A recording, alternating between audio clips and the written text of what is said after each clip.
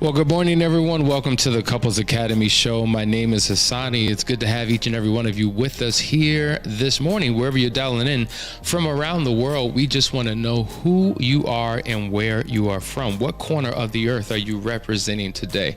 Wherever it may be, we're glad that you are tuning in. Hope you had an amazing weekend. I know we had a busy one, back-to-back private marriage intensives. Great reports. It's been transformational. People have found restoration and healing and hope and certainty, and that's what it's all about. Listen, guys, we're going to jump into some conversation today. It gave me something to think about. One of the things that people really struggle with is connecting with their spouse. Oftentimes prior to a betrayal, there has been a disconnect. So we want to talk about how to reconnect in a way that's genuine and authentic and receptive to the partner. So listen, before we get started, make sure you take an opportunity to like, share, and subscribe. We want to let the world know that we are live. Last Chance Weekend is coming up this weekend, guys. We're excited about it. If that's you still teetering, trying to figure out, is it too late? Can I come? Yes, you can still sign up. And we would love to have you. I just want to give a shout out to some of my practitioners. From time to time, we give testimonials of the work that we do and how it impacts people. But a special shout out to a power couple, Donald and Angel Hayes. Here's a quote that says, Angel and Donald were extremely helpful in guiding us through our journey to reconciliation. Having them share their experience helped us greatly. What an eye-opening experience. We look forward to working with them in the near future. They have reassured us that we made the right decision in choosing Couples Academy. God bless them with continued success. And that's from John and Sharon from North Carolina. So once again, great job to these practitioners. One of the things that's important to us is not only do we walk you through a comprehensive process based upon our training and our skill set, but we walk you through your journey because of the journey that we have gone through. And that's why it's important that you listen to people who have what you want and have been where you have been, because they know what it's like. They feel what you've felt, or they felt what you feel. And so they know what it takes and what's required to bring about true healing and restoration. So listen, guys, that's the one thing that's unique about Couples Academy. We're just not licensed practitioners who went to school and now have a certification or a degree or whatever the case may be.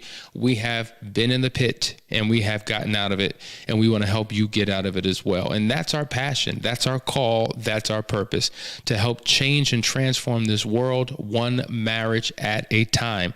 All right, guys, so we're talking about how to connect with your spouse. As I was saying, there was a disconnect that took place. Oftentimes in times past, I've talked about these marital patterns that take place in relationships that cause a disconnect. And once we're disconnected, we have a propensity to connect to something. So we connect to social media, we connect to sports, we connect to our favorite television show. We just get busy being distracted because, you know what, the silence in our home is deafening and it becomes very uncomfortable. And none of us like, being uncomfortable. And so what we do is we go into our own little private quarters and live life in isolation and in silos, and we begin connecting with other things, other people, and that could be the slippery slope that ultimately leads us to betrayal. And so once a betrayal has happened, a lot of times it causes us to become jaded.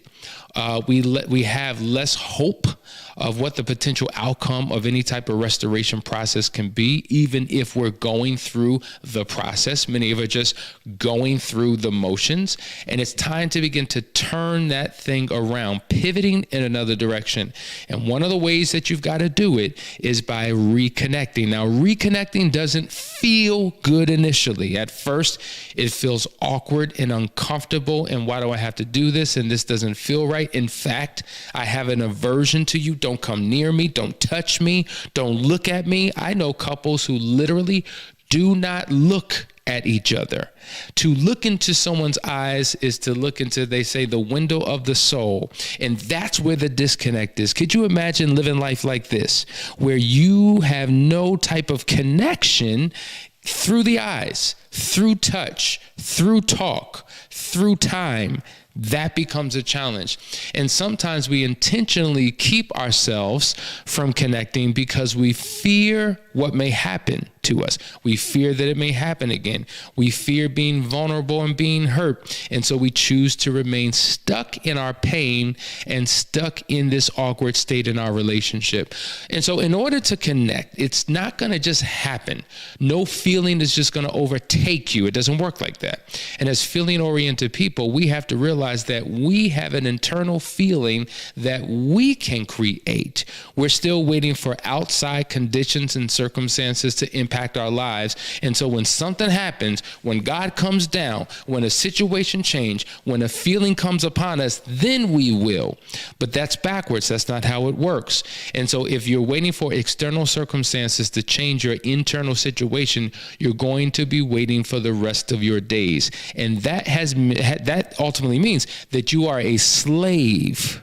That's right, I said it. You are a slave. You're a slave to circumstances. You're a slave to conditions. You're a slave to emotional reactions when really, when you live your life from the inside out and make certain internal vows and begin to work on your mood state and begin to work on your mind, right? Your heart and your mind, your thinking and your feeling. When you begin to experience an internal euphoria within yourself, it allows you to show up in a better way, because the fact of the matter is, the challenges that we have in this horizontal relationship between you and your spouse has a lot to do with the struggles that you have in your internal relationship with yourself. There's a belief system. There was a powerful couple we were doing a private marriage intensive with this weekend, and we were talking about spaces in which she may be stuck. And it really has to do with a deeply embedded belief system that governs how she shows up, that has governed how he shows up. And if you're limited in your thinking, and if you have fears and phobias and anxieties and negative thinking, and if you allow the power of suggestion from the enemy to get in your mind to convince you about what you can't have and what you're not going to do and what will never be a reality, then it will stop you in your tracks. But you've got to push past the fear. You've got to overcome the negative thinking. You've got to be able to make a decision to do something. And in the doing, all of a sudden the feeling will come. The feeling and the desire to connect. And so we're going to talk this morning about different ways that you can connect with your spouse that can make a difference. Now, when you do this, don't expect a miracle.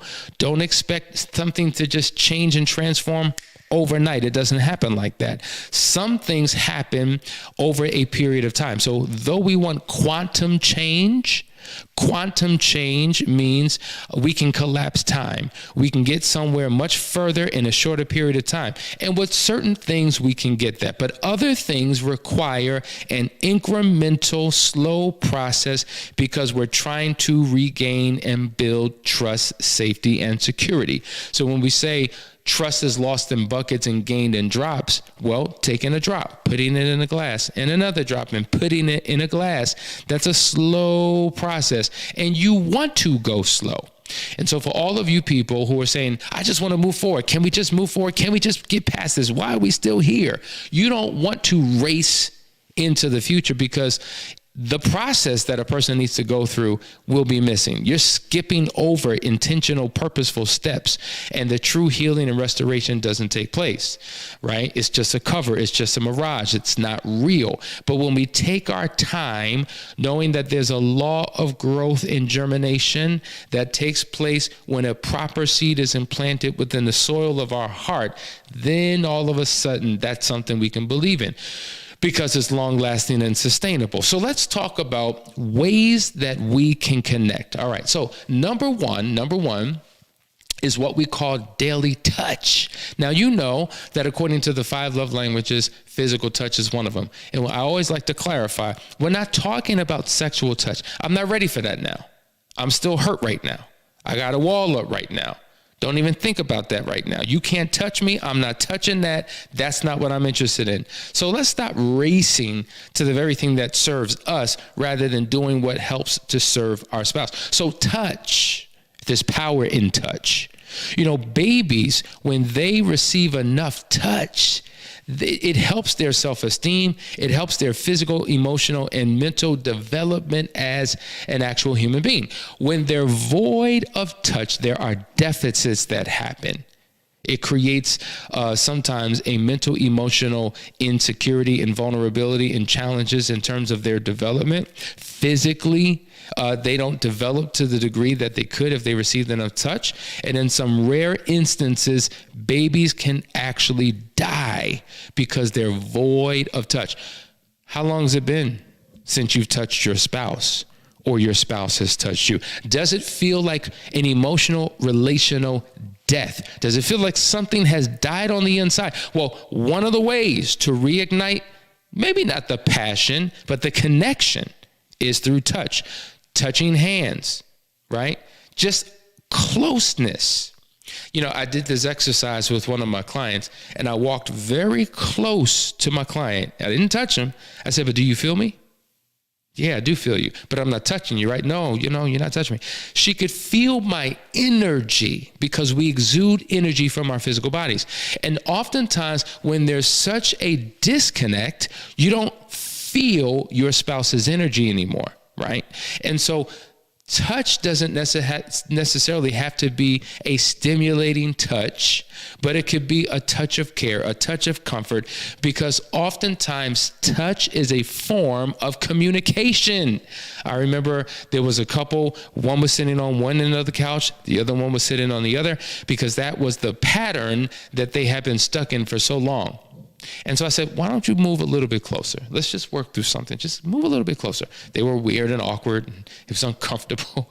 And I said, to be quite honest, you see that hard shell that your wife has? You see that stone face that she's carrying? Do you see the vitriol that she's had for you and the contempt over the last few months? You know what she really needs? She feels abandoned by you. She feels rejected by you. She feels that you don't care because she's looking at your body language. She's observing your behavior. She sees how you retreat, how you move away. And so she feels abandoned. She feels rejected. But what she needs from you is your touch. And I said, I want you to just touch your wife. And as he began to put his hands around his wife, she began to break down into, like I'm talking about wailing. And in the midst of her tears, I said, tell me what that touch means. I just feel loved, because she had been feeling unloved for so long. I feel important and significant, all through a touch. He didn't speak a word. He didn't say anything. He didn't articulate any type of message, but the physical touch could speak words, or could speak a message that his words could not even articulate. And so I'm telling you, you need to touch. And I'm not talking about touch. I'm talking about touch where you keep your hands and you keep the embrace and you keep the connection there for a period of time. 30 seconds if you could. Because to do this, you know how when you leave in the morning, bye, or hey babe, good to see you. No. That feels robotic, mechanical, forced, obligatory. It doesn't feel genuine. It doesn't feel authentic. It doesn't feel like you want to do it. But when you just embrace, when you just touch, when you give your spouse what he or she needs, oh my God, what it communicates.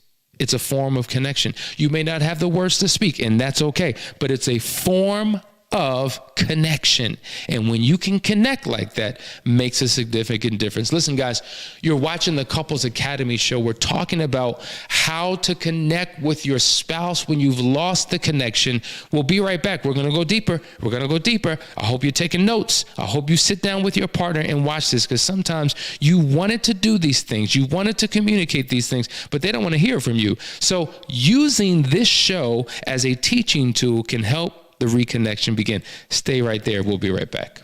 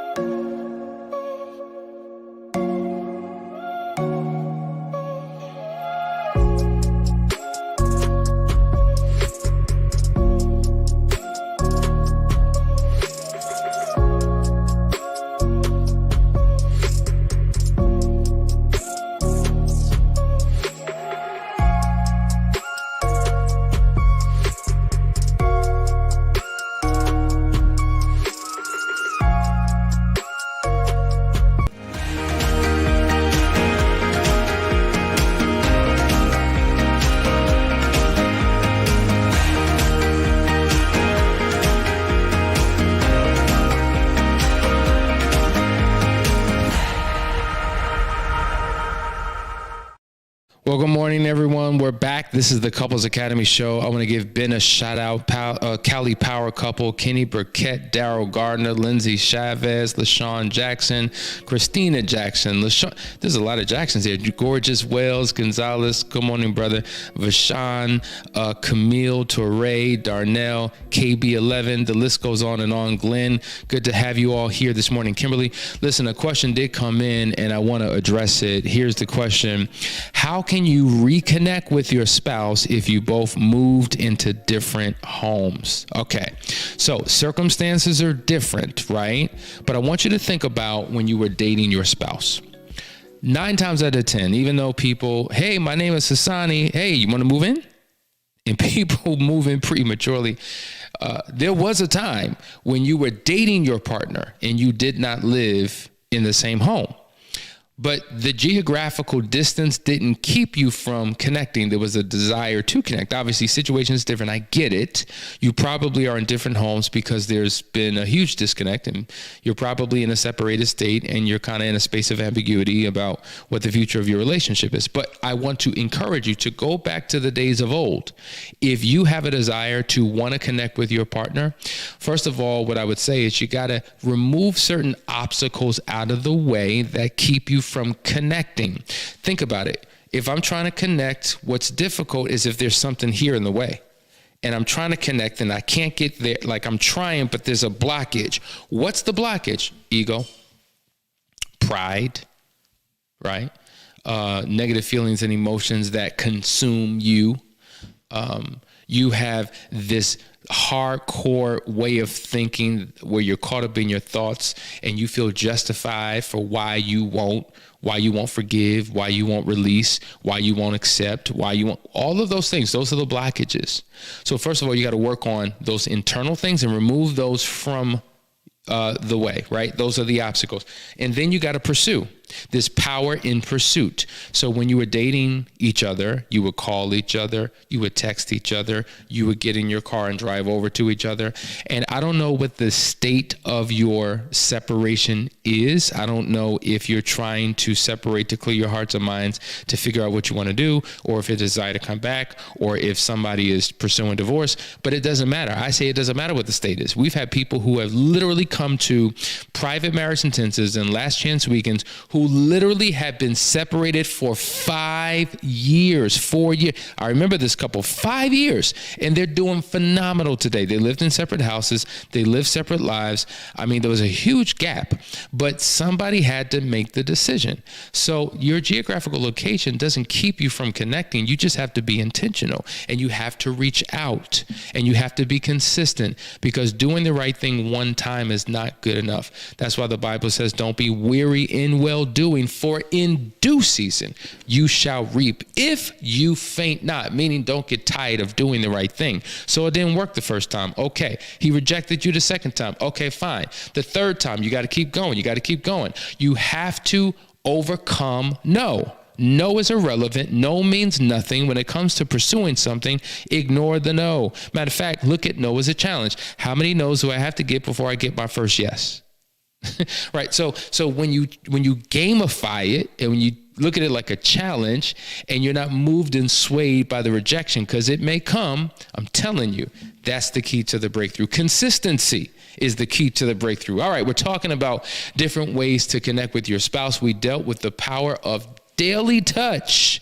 Not once a week, not once a month, but consistently doing it every single day. So that's touching, that's hugging, that's kissing, that's doing all these things, not in a sexual way. No, because maybe that's not where you're at yet. That's where you want to go, but the touch. All right, now, the next one is this. Be curious. Now, think about when you meet someone new. You don't know who they are. You're forming them. I remember when we were at the FOUNDRY experience, I was talking to the brothers about getting to know each other and building rapport.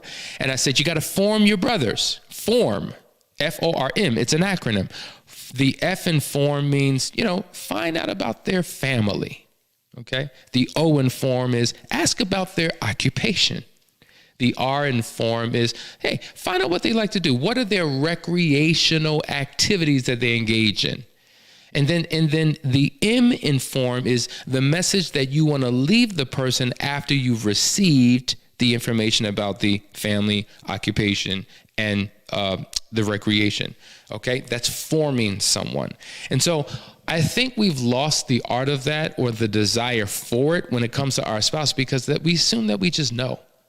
I live with them. We live together. We raise kids together. We do life together. We go on vacations together. We pay bills together. There ain't nothing else to know. Wrong. There's always a side, a deeper side of your partner that you can delve into. And if you know them, I say this all the time, you may know the depths of your spouse in very narrow ways, but you may not know the breadth of your spouse. So do a deeper dive. Be thought-provoking in your conversation. Babe, how's work? Work was work. No. But really, tell me, what's going on with your job? Tell me about your coworkers. Tell me about projects you're working on. Tell me about, what the direction of the company is. Tell me about, what projects you're working on, what stresses you have, how you feel about the company. Is this something you want to do long term? Are you thinking about other opportunities? You see how you can do a deeper dive?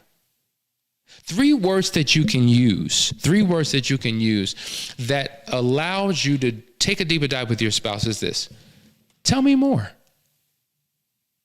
Right? So they're telling you something. You're like, tell me more about that. That's interesting. Tell me more. Right? And they're like, wow, you want to know more? In the book, How to Win Friends and Influence People, it says one of the ways that you can really get people to like you is if you find interest in the things that they're interested in. If it's only about you and what you want and what you like and what's on your mind, and you hog the conversation, they don't find that interesting. They don't find that engaging. But when you're the one asking the questions and you're the one engaging in their world, oh my God, it's amazing. Even in the book, What Radical Husbands Do, it says that if you want to win your wife back, if you want to win her heart back, learn to love what she loves. What is a topic of interest that your spouse loves? What is an activity that your spouse loves? What is something that he or she is engaged in that he or she loves? And find space in that area. Become intrigued by it. Become curious about it. Demonstrate your willingness to engage. Ask open-ended questions. It is a way to connect. Because you know what? Let me tell you something. Conversation is a form of intimacy. Intimacy. Oh my God. We talked. Think about when couples come together and engage in sex, particularly for wives. They need to connect first. They need foreplay. They need intimacy. They need conversation. And so conversation creates stimulation. I wish every man would write that down. Hashtag that. Conversation creates stimulation. Oh, yes. They start to feel it. They start to get the tingles when you begin to connect in that way. And when you do that, it ultimately works. So be curious about your spouse. Number 3. Side with your partner. Now, this is an important one. A lot of times, spouses do not feel supported.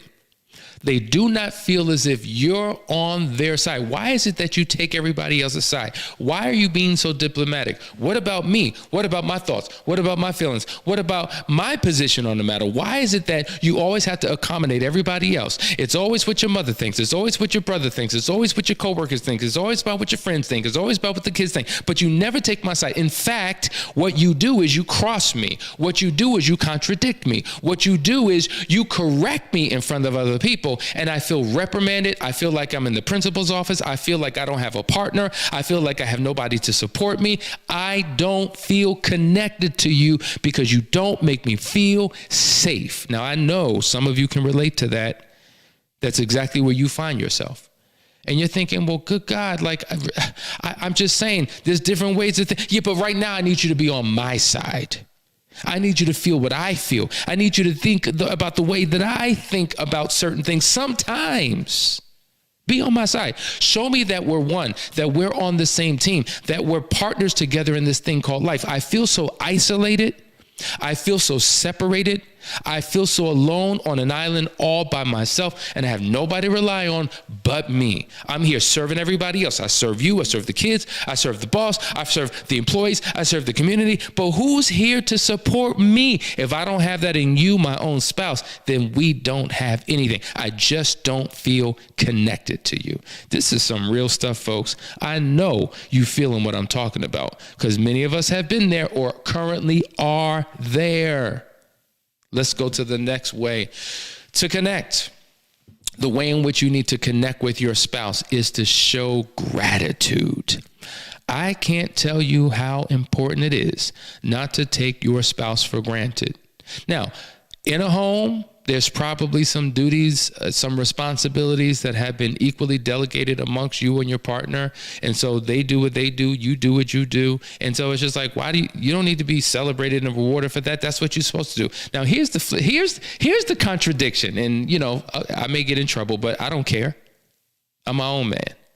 The fact of the matter is there's some, and I'm speaking in general, I'm not speaking for every individual, but there's some double standards. Like wives want to be celebrated, and they should be.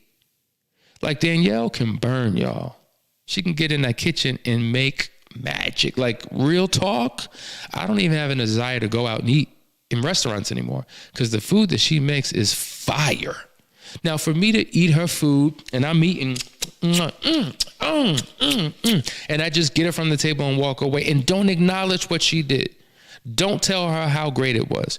I mean, I'll tip a waitress for bringing food to my table, right? But I won't even acknowledge my wife for the hours she spent slaving on that stove in that kitchen, creating a masterpiece. Acknowledgement. To show acknowledgement. To show how much you care, how much you value, how much you appreciate means a lot.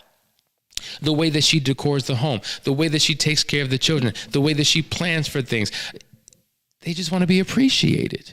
If you're going to tip others, tip me. What about me? Tip me. Reward me for what I do. So women, wives, oftentimes complain that they are not acknowledged. And they should be acknowledged for everything they do to make your life a better life. Because I'm going to tell you something. You may go out there and work hard and make that money and bring that money home, but they know what to do with it, right? You give the woman over your labor and the rewards of your labor, and they will take that thing and turn that into just an incredible thing. So they need to be honored, celebrated, and supported. But likewise, wives, you need to celebrate and honor your husband, because a lot of men complain that they don't hear nothing. They don't feel supported. They don't feel respected. And oftentimes, not all women, but some women, wait, you want a cookie? You want a trophy? You want an award? That's what you're supposed to do. Why do I? Well, wait a minute. Didn't you ask for it? Didn't you want it? Maybe if we had a mutually beneficial relationship where we pour into each other, we both win. That's what we need in relationships. And so when we begin to do that, all of a sudden things begin to change. Things begin to change. Man, I'm reading the comments. Facts. This is really good. So true. Wow. Nailed it on the head. I hope I'm doing something right because I'm trying to help you to know how you need to connect. Now, this is what I want to say. This is not a message for your spouse in terms of how they need to connect with you. This is a message for you about how you need to connect to your spouse. So tomorrow, when we go into part 2, and Danielle will be with us tomorrow. She couldn't make it today, but she's going to be with us tomorrow. We're going to continue to talk about how to connect with your partner. But my question will be, what have you done to connect with your spouse? What have you done based upon what you heard in this show to connect with your spouse? I'm going to ask you. I'm going to put you on blast. I'm not going to call you out. I'm going to call you up. But let me be the one to celebrate you for stepping out of your comfort zone, doing what may not be natural, and figuring out a way to connect. And even if you don't get the result that you want, so what? Don't let it discourage you. You may not get it.